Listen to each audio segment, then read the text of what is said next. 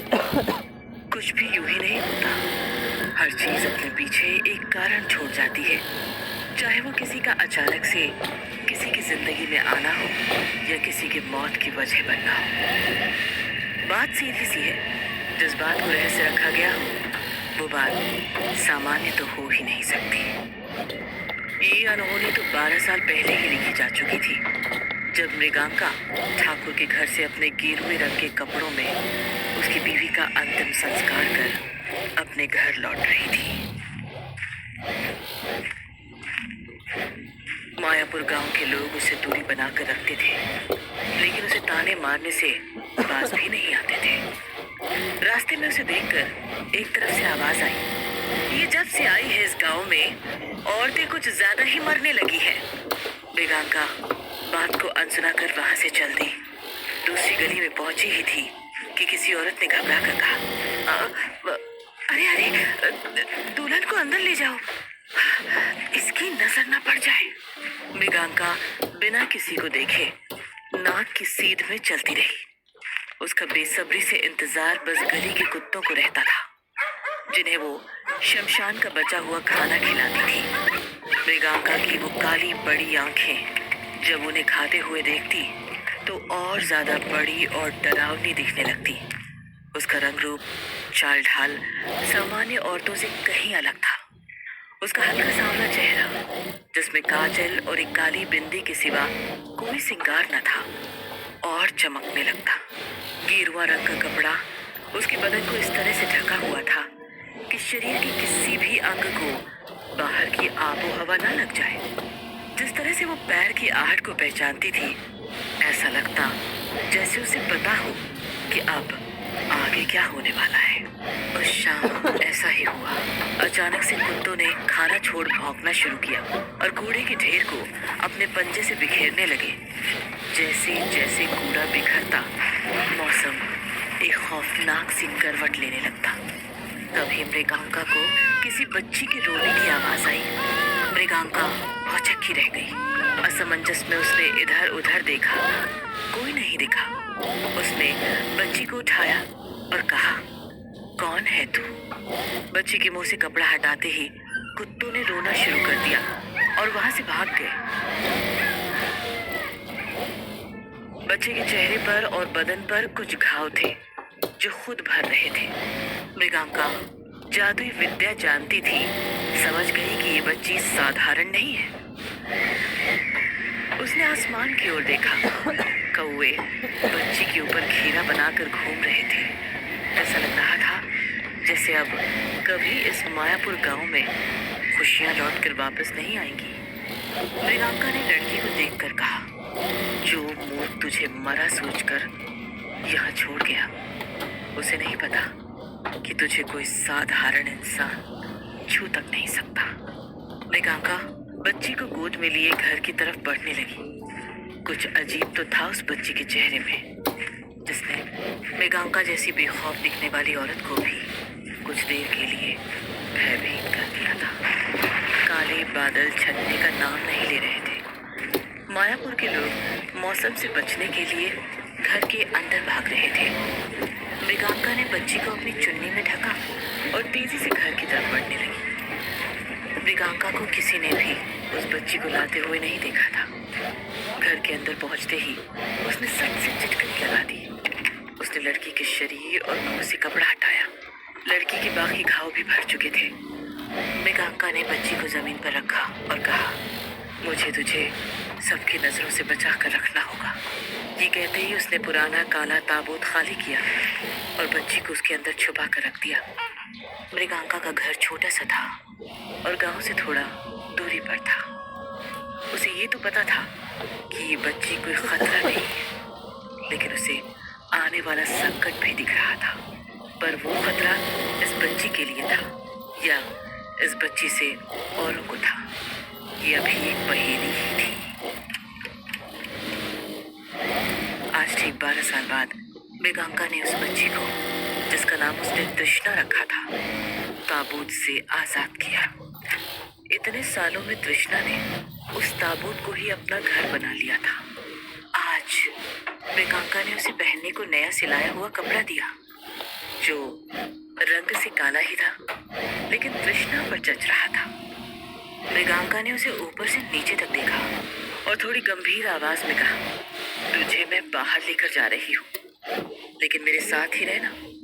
कोई पूछे कि कौन हो, कहना मृगांका मेरी मौसी है, बस। इससे ज्यादा एक भी शब्द नहीं। तृष्णा ने हाँ में सिर हिलाया और दोनों घर से बाहर निकल गए। बाहर निकलते ही तृष्णा को आंख में सूरज की रोशनी चुभने लगी। मृगांका ने उसे पहनने को चश्मा दिया। वो हर चीज को गौर से देखती, हर एक आने जाने वाले का पहनावा, शक्ल को देखती रहती। आज तक मृगांका के सिवा तृष्णा ने कोई इंसान को देखा भी कहा था। बस कभी अगर कोई घर में आया तो ताबूत के छोटे छोटे छेदों से किसी को आधा अधूरा देख लिया करती थी। रास्तों से गुजरते वक्त अगर चेहरे पर हवा का झोंका आता तो वो खिलखिलाने लगती। नसीब में वो जो भी लिखा कर लाई हो, लेकिन थी तो एक 12 साल की बच्ची। उसने मृगांका से बड़ी ही मासूमियत से पूछा, तुम मुझे पहले कभी बाहर लेकर क्यों नहीं आई?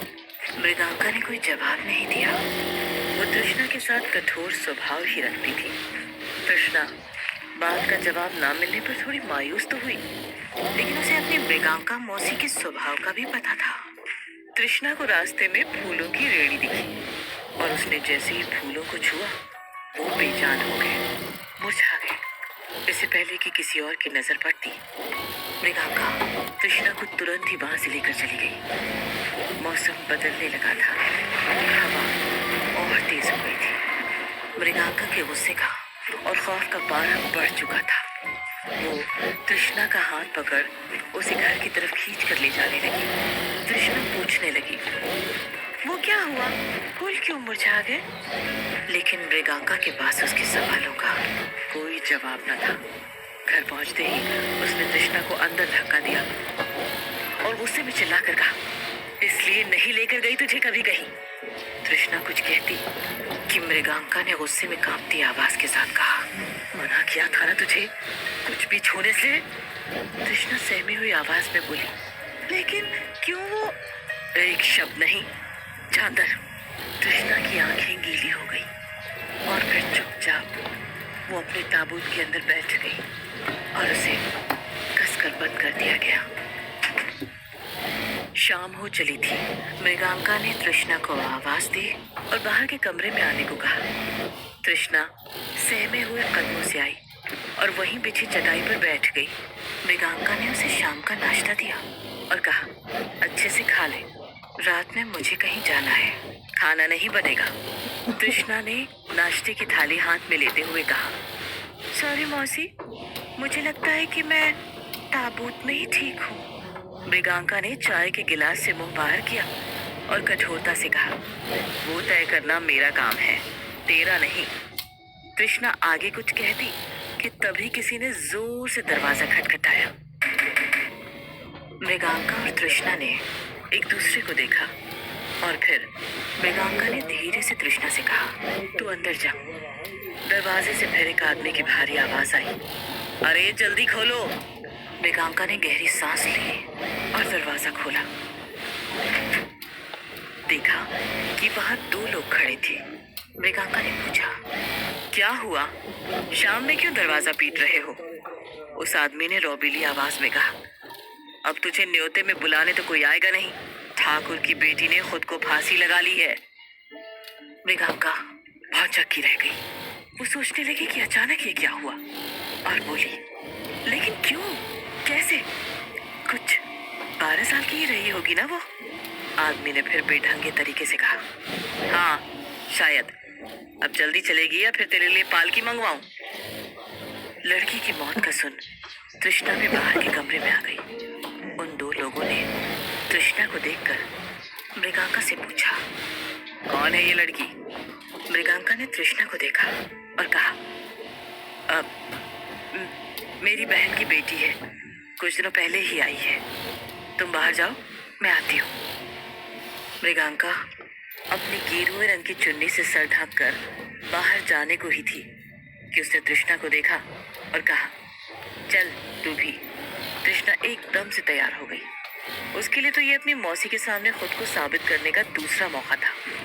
रास्ते में चलते हुए मृगांका ने तृष्णा की बाह कस के पकड़ी और कहा, फिर बोल रही हूँ कि किसी भी चीज को हाथ मत लगाना, समझी? तृष्णा ने मासूमियत में सिर हिलाया। मृगांका और तृष्णा उन दोनों आदमियों के साथ ठाकुर की हवेली पहुंचे। घर में रोने का बुरा माहौल था और कुछ लोग लड़की को कोसते हुए कह रहे थे, कहा था बाहर पढ़ने मत भेजो, न जाने क्या सीख कर आई थी हॉस्टल से। कुछ ने कहा, अरे मरे हुए इंसान को कोस कर वो वापस तो आने वाला है नहीं। तभी मृगांका को ठाकुर की माँ ने कहा, अब तू जल्दी से इसका निपटारा कर दे ताकि घर की शुद्धि हो। मृगांका ने सफेद कपड़ा लड़की के मुंह से हटाया। लड़की का पूरा मुंह नीला पड़ा हुआ था। वो सोचने लगी, शायद जहर खाकर मरी हो। उसने लड़की के माथे पर चंदन का टीका लगाया और प्रथा अनुसार मृत लड़की के कान में कहा, तेरी आत्मा और तेरे शरीर का साथ इतना ही था, अब यहाँ से जा, वापस मत आना, सुना तूने? और फिर झट से उसका चेहरा ढक दिया। मृगांका ने मंत्र पढ़ना शुरू किया और कहा, सब लड़की की लाश से दूर खड़े रहो ताकि उसकी आत्मा को यहाँ से निकलने के लिए रास्ता मिले। सब शरीर से दूर खड़े हो गए। तृष्णा ये सब दूर से देख रही थी और सोच रही थी, क्या सच में इसकी आत्मा चली जाएगी? अगर वो जाना नहीं चाहती हो तो? पीछे से मृगांका के मंत्र उच्चारण की आवाज में गूंज रही थी। ओम त्र्यंबकम यजामहे सुगंधिम पुष्टिवर्धनम उर्वारुकमिव बंधनाम मृत्युर्मोक्षे मामृतात्। मृगांका ने ठाकुर को कहा, अब किसी पंडित को बुलाकर आप इसका अंतिम संस्कार कीजिए। मैं किसी अल्पायु लड़की का अंतिम संस्कार नहीं कर सकती। ये सुनकर सब हैरानी से मृगांका को देखने लगे। ठाकुर का भाई तेज सिंह गुस्से में बोला, क्यों? तू ही करती आई है गांव में औरतों का अंतिम संस्कार। औरतों का किया है, किसी अल्पायु लड़की का नहीं। मेरी जादुई विद्या मुझे इसकी स्वीकृति नहीं देती। दूसरी तरफ से गांव वाले कहने लगे, लेकिन अभी पंडित कहाँ से लाएंगे? और आत्महत्या वाली बात है, बाहर बात गई तो ठाकुर साहब की कितनी बदनामी होगी। मृगांका किसी से बहस नहीं करना चाहती थी। उसने समझाते हुए कहा, ये गलत होगा ठाकुर, बात मानो और पंडित को बुलाओ। ठाकुर अब अपनी कुर्सी छोड़कर मृगांका के पास आए और बोला, तुझे पैसा राशन सब डबल करके दूंगा मैं, बस इस लाश को रफा दफा कर। मृगांका को ठाकुर की बात इतनी अजीब लगी कि उसने कह दिया, बेटी है तुम्हारी ठाकुर, ये कैसे बात कर रहे हो? इसकी आत्मा की शांति चाहते हो तो जैसा कहती हो वैसे ही करो। मृगांका की बात सुनकर गांव की एक बूढ़ी बोली, पागल हो गई है क्या? ठाकुर साहब को मना कर रही है। इतने साल से उनके टुकड़ों पे ही पल रही है तू, वरना कब का तुझे गांव से धक्का मारकर निकाल दिया गया होता। मृगांका ने अपने स्थान से उठते हुए बस इतना कहा, मेरी विद्या इस लड़की को मोक्ष नहीं दे पाएगी। चल तृष्णा। मृगांका ने कदम आगे बढ़ाए ही थे कि उसे पीछे से चिल्लाने की आवाज आई, मौसी, मौसी। मृगांका पीछे मुड़ी। तृष्णा को गांव वालों ने पकड़ कर रखा था। मृगांका ये सब देखकर हैरान थी। वो कुछ कहती कि छोटे ठाकुर ने उसे धमकाते हुए कहा, मेरी भतीजी का क्रियाक्रम नहीं हुआ तो आज इसका होगा। मृगांका का भय उसके गले तक आ पहुंचा था। उसने देखा कि मौसम फिर बदल रहा है, हवा तेज हो गई थी। मृगांका ने खुद को संभाला और कोई अनहोनी हो उससे पहले उसने गांव वालों से विनम्रता से कहा, बच्ची ने क्या बिगाड़ा है, इसको छोड़ दो। जिस काम को करने की तुम जिद कर रहे हो वो मेरे हाथ में है ही नहीं। लेकिन लोग जिद में अंधे थे। मृगांका ने जब तृष्णा को छुड़ाने की कोशिश की तो ठाकुर ने बंदूक की नोक पर उसे मरी हुई लड़की के शव के पास बिठा दिया और बौखला कर कहा, शुरू कर। मृगांका मंत्र पढ़ना शुरू करती, लेकिन फिर बीच में ही भूल जाती। साफ जाहिर था कि वो चाहकर भी कुछ नहीं कर सकती। तभी हवा के एक तेज झोंके से लड़की की लाश पर पड़ा कपड़ा दूर उड़कर चला गया। मृगांका का डर अब उसकी आंखों में साफ दिख रहा था। ठाकुर का बेटा नमन, जो कुछ 20 साल का था और दिल्ली में पढ़ रहा था, ठाकुर को बोला, डैड छोड़ दीजिए लड़की को, बच्ची है वो, पंडित को बुलवा लेते हैं। आप तो रीति रिवाज मानते हैं, तो क्यों जिद कर रहे हैं? लेकिन ठाकुर ने उसकी एक नहीं सुनी। वो तो बस चाहता था कि बात यही गांव में दबकर रह जाए। लेकिन क्यों? बेटी तो उसकी ही थी। कहीं बेटी की मौत के पीछे भी कोई राज तो नहीं? इतिहास गवाह है कि विधि के विधान को जिसने भी बदलने की कोशिश की है, प्रलय को न्योता दिया है। शायद आज इस गांव में कोई प्रलय आने वाला था। कृष्णा की नजर अब बस उस मरी हुई लड़की पर थी। उसका डर जैसे खत्म हो गया था।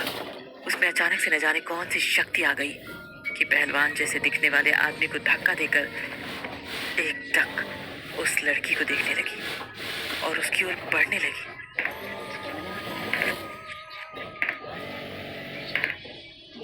मृगांका ये दृश्य देखकर सहम गई। शायद उसे अंदेशा हो गया था कि अब क्या होने वाला है। वो झट से उठी और तृष्णा को सावधान करते हुए बोली, तृष्णा होश में आ, तृष्णा। लेकिन तृष्णा को तो कुछ भी सुनाई देना बंद हो गया था। मृगांका ने पूरे जोर से चिल्लाकर फिर से कहा, तृष्णा, तृष्णा लड़की के पास मत जाना। तृष्णा एकदम से रुक गई और इधर उधर देखने लगी, जैसे उसे पता ही ना हो कि वो क्या करने जा रही थी। मृगांका ने गहरी सांस ली, लेकिन तभी गुस्से में छोटे ठाकुर ने तृष्णा को इतना तेज तमाचा मारा कि वो धड़ाम से जा गिरी। अचानक से मौसम बिल्कुल शांत हो गया। तृष्णा जमीन से उठने की कोशिश कर रही थी। उसने अपने होंठ को छुआ और देखा कि खून बह रहा है। उसकी खून के टपकने की आवाज इतनी तेज आई कि और कुछ भी किसी को सुनाई नहीं दिया। मृगांका ये देख गुस्से में चिल्लाई, ये क्या किया ठाकुर? अब पूरा गांव ये दृश्य देख रहा था। तृष्णा उस मृत लड़की के शरीर के ऊपर गिरी थी। उसके होंठ से टपका हुआ खून मरी लड़की के होंठ में जा लगा था। तृष्णा उठी और उसने मृगांका की ओर देखा, जो उसे खौफ में बिना पलक झपकाए देख रही थी। तृष्णा की आंखें खून के रंग से लाल हो गई थी। छोटे ठाकुर ने जब फिर से उसे मारने को हाथ उठाया, तो तृष्णा ने उसका हाथ इतना कसकर पकड़ा कि वो उसके शरीर से ही अलग हो गया। ठाकुर दर्द से चिल्लाने लगा और देखते ही देखते हवेली के बाहर भगदड़ मच गई।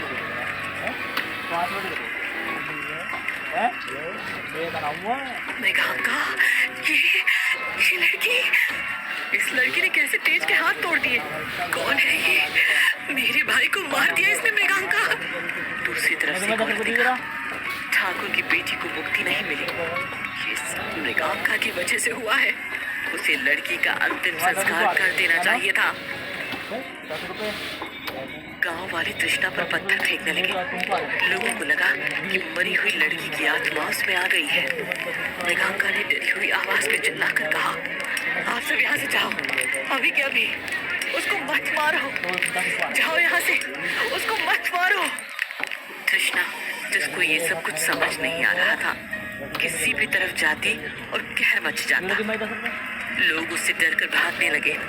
मृगांका तृष्णा को लोगों से बचाने उसकी तरफ भागने लगी और बार बार चिल्ला रही थी, तृष्णा, तृष्णा, किसी भी चीज को हाथ मत लगाना। बेटी शांत हो जा, मैं हूँ यहाँ, चल घर चलते हैं। लेकिन तृष्णा कहाँ शांत होने वाली थी।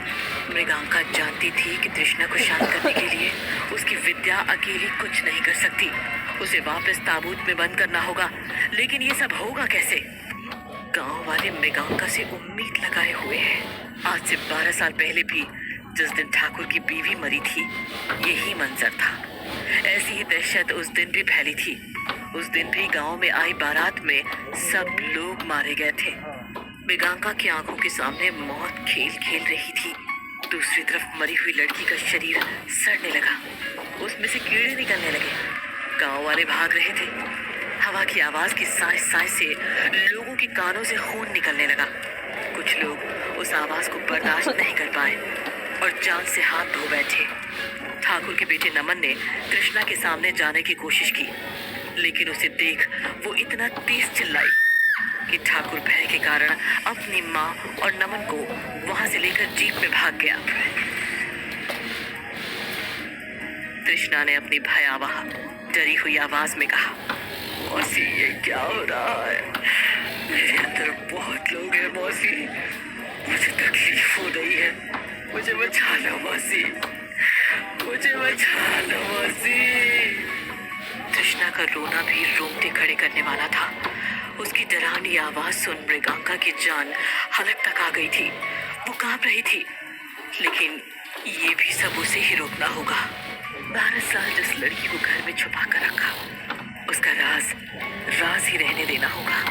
पत्थर की चोट से कृष्णा के भरते घाव देखकर लोगों में डर की लहर बहने लगी। कोई उसे डायन कहता तो कोई चुड़ैल, कोई भूत। असल में कृष्णा क्या थी ये बस मृगांका ही बता सकती थी।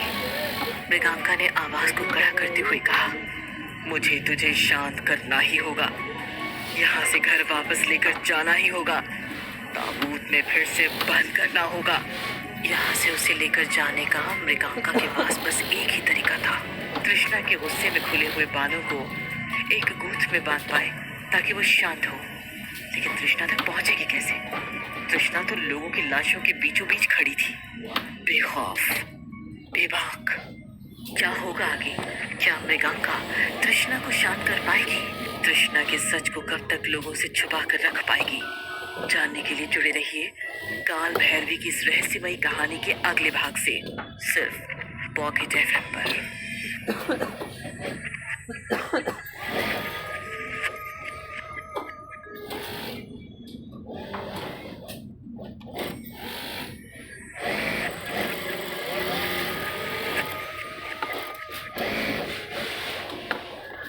मृगांका खौफ में कृष्णा की तरफ देखे जा रही थी।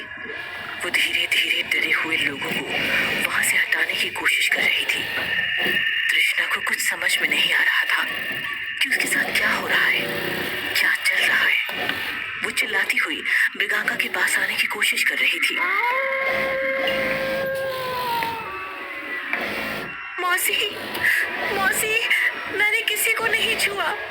मौसी मुझे ले चलो, मौसी मुझे ले चलो, मैंने किसी को कुछ नहीं किया। लेकिन कृष्णा का उसकी तरफ चलकर आना भी मृगांका के लिए खतरे से कम ना था। कृष्णा की आवाजें बदलती जा रही थी। एक आवाज मृगांका से मदद की गुहार मांगती और बाकी आवाजें उसको मौत की धमकी देती। अगर पास भी आए ना तो ये नहीं बचेगी, ये नहीं बचेगी। मृगांका भय में थी, लेकिन अभी उसके लिए ज्यादा जरूरी बचे हुए लोगों को वहां से निकालना था। आसमान में बिजली की गड़गड़ाहट और तेज हवा से हवेली की हिलती खिड़कियां लाशों को भी भयभीत कर देने वाली थी। लोग चिल्ला रहे थे, मृगांका से मदद की गुहार कर रहे थे। मृगांका हमें बचा ले, मृगांका इसे शांत कर। कृष्णा ने एक नजर एक गांव वाले को देखा और उसकी आंख सुलगी हुई आग की तरह लाल हो गई। मुझे शांत कराएगा, भूल गया कैसे मुझे नींद से उठा कर मारा करता था तू। हाँ? ये सुनकर वो आदमी खौफ में वहां से भाग ही रहा था कि कृष्णा के गुस्से के प्रकोप ने उसे झांसे में ले लिया और मार डाला। फिर कृष्णा के अंदर से एक डरी हुई आवाज आई, मुझे बचा लो मौसी, मुझे दर्द हो रहा है। मृगांका ने चारों तरफ देखा और फिर अपनी गेरुए घाघरे की जेब से एक पोटली निकाली। पोटली को देखते ही कृष्णा, जो अभी तक समझ रही थी कि सब कुछ खत्म कर कर ही यहाँ से जाएगी, अचानक से डर गई और गुस्से में मृगांका की तरफ बढ़ने लगी। मुझे काबू में करेगी तो? इतनी जुर्रत तेरी? देखा और ऐसा कहते ही उसके अंदर की सताई हुई आत्मा ने तृष्णा को हवा में उछालना शुरू किया।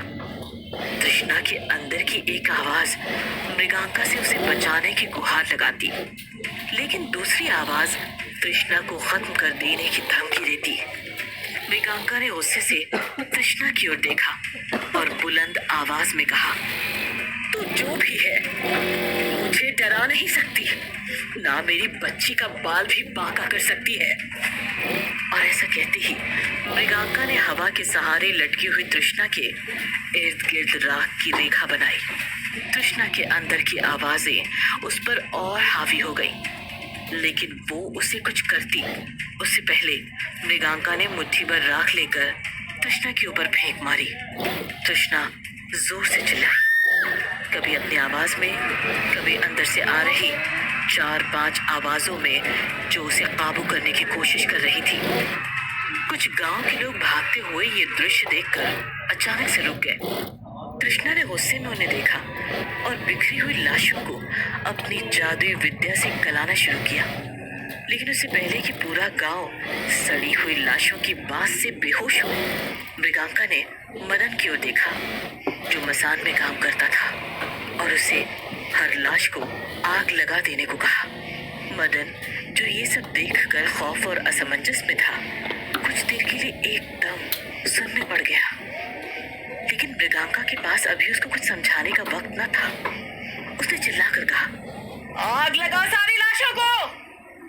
वहीं दूसरी तरफ ठाकुर अपनी माँ और बेटे नमन के साथ जीप में वहां से दूर निकल चुका था, लेकिन नमन की नजर अब भी हवेली की तरफ ही थी।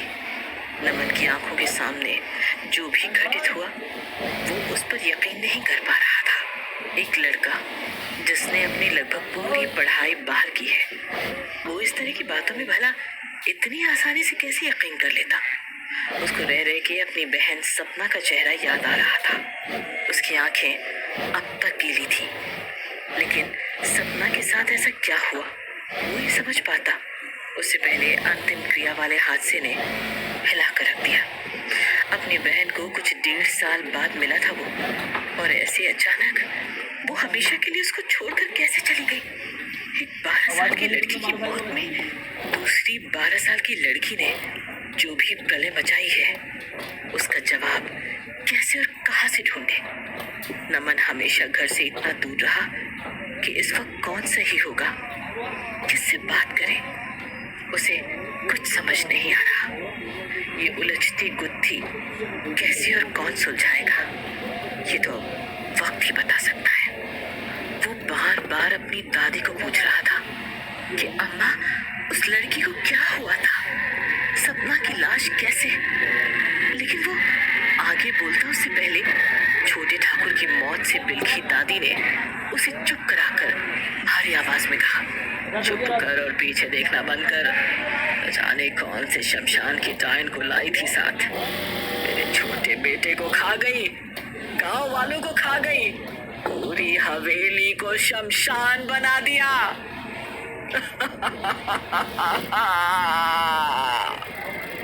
और फिर बड़े ठाकुर को देखकर कड़ी आवाज में बोली, मायापुर के बाहर जोधरगढ़ में जो अपनी हवेली है, अब हम वहीं रहेंगे जब तक इस मृगांका और उसकी इस नाजायज लड़की को तू ठिकाने नहीं लगाता। ये सुनकर नमन बहुत चक्कर रह गया और हकलाती हुई आवाज में बोला, ठिकाने लगाने का क्या मतलब है अम्मा? सपना का अंतिम संस्कार भी नहीं हो पाया। अगर मेरी बात मानी होती तो ये सब ना होता। मृगांका को जबरदस्ती क्रियाक्रम करने को नहीं कहना चाहिए था। लेकिन नमन की बात का जवाब ना ही ठाकुर ने दिया, ना ही अम्मा ने। नमन के मन में बहुत से सवाल थे। उसे कभी किसी ने नहीं बताया था कि उसकी माँ कैसे मरी। कैसे यकीन करे नमन कि उसकी बहन सपना, जो 1 घंटे पहले ही उसके साथ हंस खेल रही थी, उसने अचानक खुद को फांसी लगा दी। और 12 साल की तृष्णा को सपना की लाश को छूते ही ऐसा क्या हुआ कि गांव में दहशत फैल गई और लोग मरने लगे। नमन कुछ दिन रुकना चाहता था, लेकिन अम्मा और ठाकुर ने उसे वापस दिल्ली भेजने का तय कर लिया था। ठाकुर ने अपने ड्राइवर दीवान सिंह को कहा, आज रात ही इसे हॉस्टल छोड़कर आओ, तुम सामान बाद में भिजवा देंगे। मगर अम्मा, अब छोटे का अंतिम संस्कार कैसे होगा? नहीं होगा, कुछ नहीं हो सकता। अब वो बस एक लाश है जिसका भस्म हो जाना ही बेहतर है। अम्मा ने ऐसा क्यों कहा किसी को नहीं पता था, और ना ही कोई पूछने की स्थिति में था। कुछ तो था जो सिर्फ अम्मा जानती थी। यहाँ मदन भारी लाशों में आग लगा रहा था, और जब छोटी ठाकुर की लाश के पास पहुंचा तो उसने मृगांका को पूछा कि इसका क्या करना है। जला दे, उसका हाथ भी नहीं बचना चाहिए, सब भस्म होना चाहिए। मदन ने मृगांका की बात सुनकर लाश को तो आग लगा दी थी, लेकिन ठाकुर का हाथ उसे कहीं भी आसपास नहीं दिखा। वो मृगांका को बताना चाहता था, लेकिन नहीं बता पाया। मृगांका, जो तृष्णा को काबू करने में संलग्न थी, मदन को तेज आवाज देकर बुलाकर बोली, तृष्णा को पकड़, और कुछ भी हो जाए इसे इस घेरे से बाहर जाने मत देना। मृगांका ने मंत्र पढ़ना शुरू किया। जैसे जैसे मृगांका की आवाज ऊंची होती जाती, तृष्णा और बेकाबू होती जाती।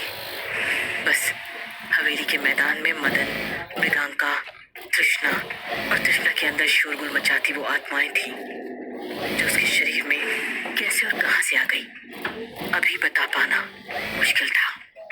मृगांका अब मंत्र बोलते बोलते तृष्णा तक पहुंच रही थी, लेकिन तृष्णा उसको देख ऐसे हंस रही थी जैसे उसका मजाक उड़ा रही हो। उसको कह रही हो कि वो कुछ भी कर ले, उसको काबू में नहीं कर सकती। मृगांका ने अभिमंत्रित रस्सी का एक कोना खुद पकड़ा और एक कोना मदन को दिया, लेकिन तृष्णा ने मदन को धक्का मारकर इतनी दूर फेंका कि वो दर्द में कराहने लगा।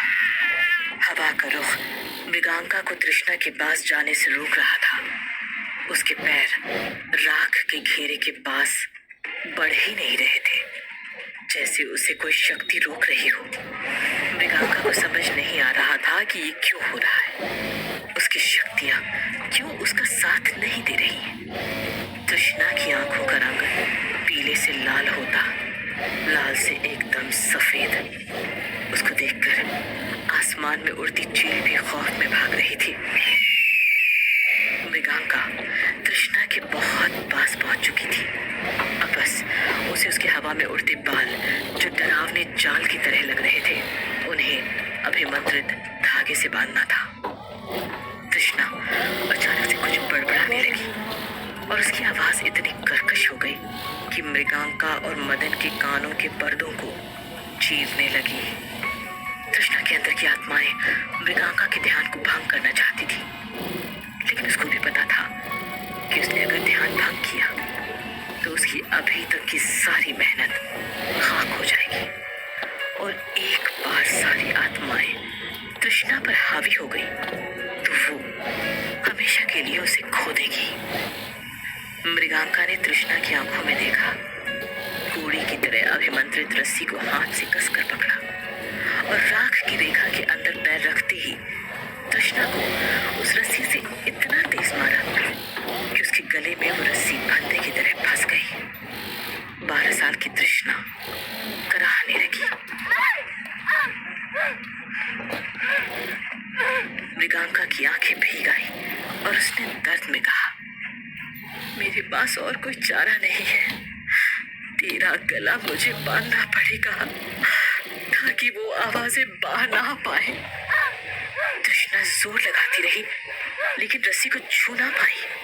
मृगांका ने तृष्णा की हवा में उड़ते बरगद की जड़ों की तरह दिखते बालों को कस के पकड़ा और फिर अपने हाथ से काले रंग के धागे को निकालकर उन पर बांधा। देखते ही देखते तृष्णा की आंखों का रंग सफेद से लाल और लाल से पीला हो गया और वो बेहोश होकर गिर गई। अब उन 10-15 लाशों के बीच मृगांका बेहोश तृष्णा को गोद में लिए हुए तबाही को नजरें घुमा कर देख रही थी। उसको पता था तृष्णा को यहाँ लाकर उसने गलती की है, लेकिन उसे भी ये नहीं पता था कि तृष्णा का खून इतना कहर ढा देगा। मृगांका ने तृष्णा को जमीन पर एक कोने में रखा और 12 साल की सपना की सड़ी हुई लाश के पास गई। उसे थोड़ी देर देखती रही और बोली, मुझे माफ करना, तुझे मुक्ति नहीं दिला पाई। और फिर उस पर मृगांका ने सफेद कपड़ा डाला और आग लगा दी।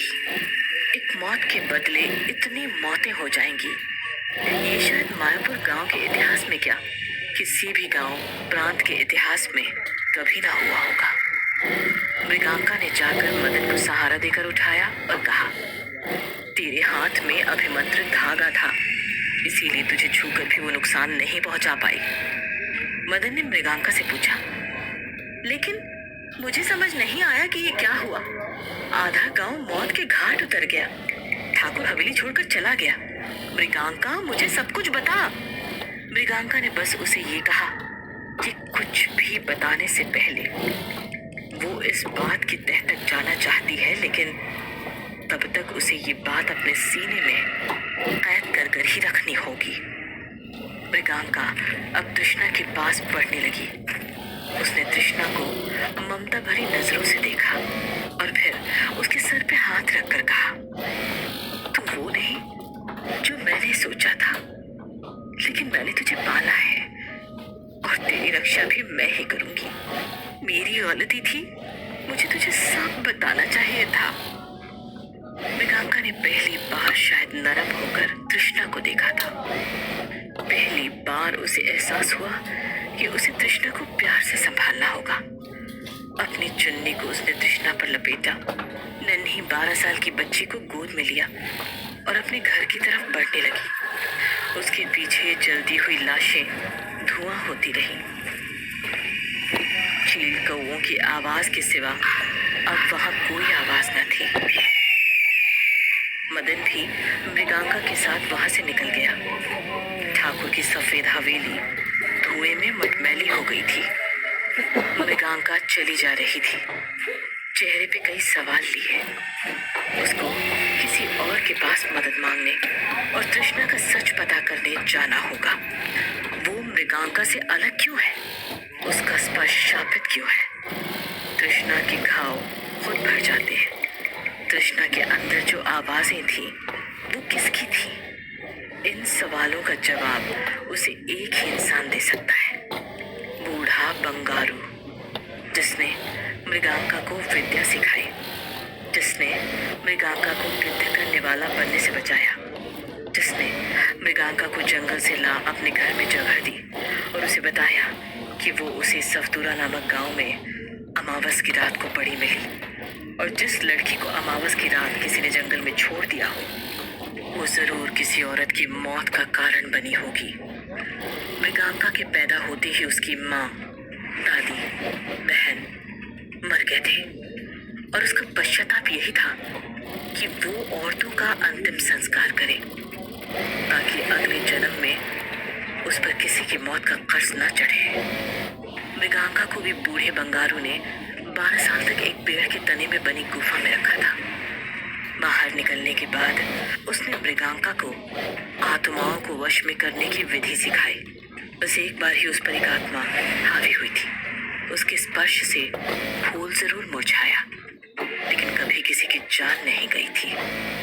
तृष्णा को गोद में लिए घर जाते हुए वो ये सब सोच रही थी और उसको और तृष्णा को देख रास्ते में लोग अपने घर की खिड़कियां और दरवाजे बंद कर ऐसे अंदर जा रहे थे जैसे मृगांका जिस गली से जाएगी मौत साथ में लेकर आएगी। मदन भी शमशान के पास अपनी कुटिया में वापस चला गया था और मृगांका ने उसे शुक्रिया देते हुए कहा, तू आखिर तक मेरे साथ रहा। तू ना होता तो मैं ये सब अकेले नहीं कर पाती। तू क्रियाकर्म की विधि करती है और मैं शव को उसके गंतव्य पर भेजता हूँ, इसीलिए तुझे मुझे शुक्रिया देने की कोई जरूरत नहीं। तू इस लड़की का ध्यान रख, अब गांव वाले तुझे चैन से रहने नहीं देंगे। थोड़ा संभाल के मृगांका। मृगांका उसे मन से मुस्कान दे वहां से निकल गई। वो अपने घर की गली में पहुंची। कुत्ते उसका खाने के लिए इंतजार कर रहे थे, लेकिन आज उसके पास कुछ न था और वो तृष्णा को लेकर सीधी घर के अंदर घुस गई। कुत्ते उसके दरवाजे के पास भौंकते रहे और कुछ देर बाद वहां से चले गए। मृगांका ने तृष्णा को अंदर कमरे में बिस्तर पर रखा, उसके आसपास नींबू मिर्ची का दायरा बनाया और उसके बिस्तर के नीचे एक छोटा सा दिया जलाकर बाहर के कमरे में आ गई। वो फिर गौसल खाने में गई, भरी हुई बाल्टी उठाई और सीधा अपने सिर पर पूरा पानी उड़ेलकर लंबी सांस ली। वो खुद से घबराई हुई आवाज में बोली, कहाँ है तू बूढ़ा बंगारू, मुझे तेरी मदद चाहिए। और ये कहते ही उसने अपने हाथ में गड़े हुए चकोर आकार के अंदर बनी आंख को इतनी तेज दबाया कि उससे खून आने लगा। ऐसा लगा उसके हाथ में गुदे चिन्ह की कंपन दूर जंगल तक पहुंची और वहां के हर पेड़ों में लिपटे सांपों को हिलाकर रख दिया।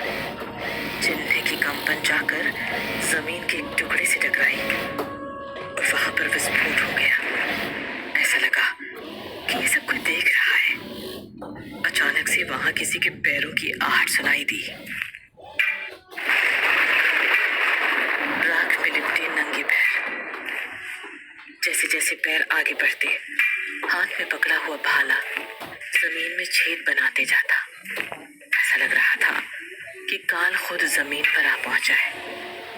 वो पैर जमीन में पड़े गद्दे के समान रुके, उसका प्रतिबिंब आसमान की ओर देख रहा था। वो होने वाले प्रलय को महसूस कर सकता था। ये बूढ़ा बंगारू ही था। उसकी काली सफेद दाढ़ी, गहरी आंखें, हाथ में बंधे अनेक किस्म के तिलिस्म और शरीर में वस्त्र के नाम पर उसने बस काले रंग का कपड़ा लपेटा हुआ था। देखकर तो ये समझ आता था कि ये कोई महाज्ञानी, महाअघोरी पुरुष ही है। लेकिन क्या ये मायापुर गांव को तृष्णा के प्रलय से आजाद कर पाएगा? वहीं दूसरी तरफ ठाकुर की अम्मा कमरे में बैठ कुछ सोच रही थी और उसके जहन से निकली कुछ आवाजें उसे परेशान कर रही थी, जो चीख चीख कर कह रही थी, आज तेरी वजह से मेरा बेटा मरा है। वो लड़की नहीं, तू है उसकी जिम्मेदार। खौफ में अम्मा की आंखों से पानी निकलने लगा। उसने मन को शांत करने के लिए गले में बंधे ताबीज को छूना चाहा, लेकिन ताबीज तो गले में था ही नहीं। अम्मा का डर साफ दिखाई दे रहा था। उसने ठाकुर का नाम चिल्लाना शुरू किया, मुन्ना, मुन्ना कहाँ है तू? लेकिन ऐसा लगा जैसे कि वो हवेली में एकदम अकेली है। अचानक से दीवार में लगी ठाकुर की बीवी नमन की माँ और उसकी बहू की तस्वीर जमीन पर गिरी। ऐसा लगा जैसे वो तस्वीर बस अम्मा को ही देख रही है। वो फिर मुन्ना मुन्ना चिल्लाने लगी। उसका गला सूख रहा था, उसके हाथ पैर कांप रहे थे। वो पानी के जग की तरफ बढ़ना चाहती थी, लेकिन ऐसा लगा जैसे कोई जादुई शक्ति उसे रोक रही है। वो जमीन पर गिर गई और अब उसके गले से आवाज भी नहीं निकल रही थी। उसका दम घुटने लगा था। वो पर्दे के छोर को पकड़े हुए थी, लेकिन कोई शक्ति उसे अपने पास खींच रही थी। ठाकुर नमन के साथ बाहर था, इस बात से बेखबर कि अंदर क्या चल रहा है। वो नमन को कह रहा था कि अब तुम्हें जब तक आने को ना बोला जाए यहाँ वापस नहीं आना। नमन कुछ कहता कि उसकी नजर ऊपर हिलते पर्दे पर पड़ी और उसने कहा, अम्मा के कमरे में है। और नमन और ठाकुर दोनों ऊपर देखते हुए अम्मा के कमरे की तरफ भागे। अम्मा को देखकर वो सुन्न रह गए। वो बेसुध जमीन पर पड़ी थी। नमन ने अम्मा पर पानी के छींटे मारे और उन्हें बिस्तर पर लिटाया। ठाकुर सोचने लगा, ऐसा क्या हुआ होगा अम्मा को कि वो अचानक से ऐसे जमीन पर गिरकर बेहोश हो गई। कि तभी उसकी नजर जमीन पर पड़े टूटे हुए फोटो फ्रेम पे पड़ी। वो कुछ देर अपनी बीवी की तस्वीर देखता रहा और फिर उसे टेबल की दराज में डाल दिया। नमन ने बाप को फोटो अंदर रखते हुए देखा, लेकिन कुछ पूछा नहीं, बस इतना कहा, अम्मा के ठीक होने तक मैं यहीं रुकता हूँ डैड, मेरी जरूरत पड़ सकती है यहाँ। ठाकुर को भी कोई सहारा चाहिए था, इसीलिए उसने कुछ नहीं कहा। नमन ने दीवान सिंह को गाड़ी से उसका लैपटॉप ऊपर लाने को कहा नमन दिमाग से तेज था। वो भी चाहता था यहाँ रहना ताकि जान पाए कि आखिर हो क्या रहा है। दीवान सिंह नीचे गया और जीप से लैपटॉप निकालकर ऊपर जाने लगा। तभी जीप की पीछे की लाइट खुद जली। हवेली का गेट खुलने लगा। ऐसा लगा कोई खौफनाक रूह को चीरती हुई हवा जीप की तरफ बढ़ रही है और वो फिर जीप के पीछे जाकर ठहर गई। छोटे ठाकुर तेज सिंह का धड़ से अलग हुआ हाथ जीप में था, जो खुद हिल रहा था। ऐसा लग रहा था कि हाथ में जान अभी भी बाकी है। उधर मदन बिस्तर में लेटे लेटे सोच रहा था कि उसे मृगांका को छोटे ठाकुर का हाथ वहां पर न होने वाली बात बता देनी चाहिए। और फिर खुद से बोला, कल सुबह जाकर मैं मृगांका को बता दूंगा कि हाथ वहां नहीं था, शायद किसी और लाश के साथ जल गया होगा। इधर मृगांका ये सोच रही थी कि बूढ़े बंगारू तक उसका संदेश तो पहुंच गया होगा और अभी के लिए सारी लाशें जलाकर उसने खतरे को रोक लिया है। वो इस बात से बेखबर थी कि ठाकुर के साथ मौत भी उसके पीछे गई है।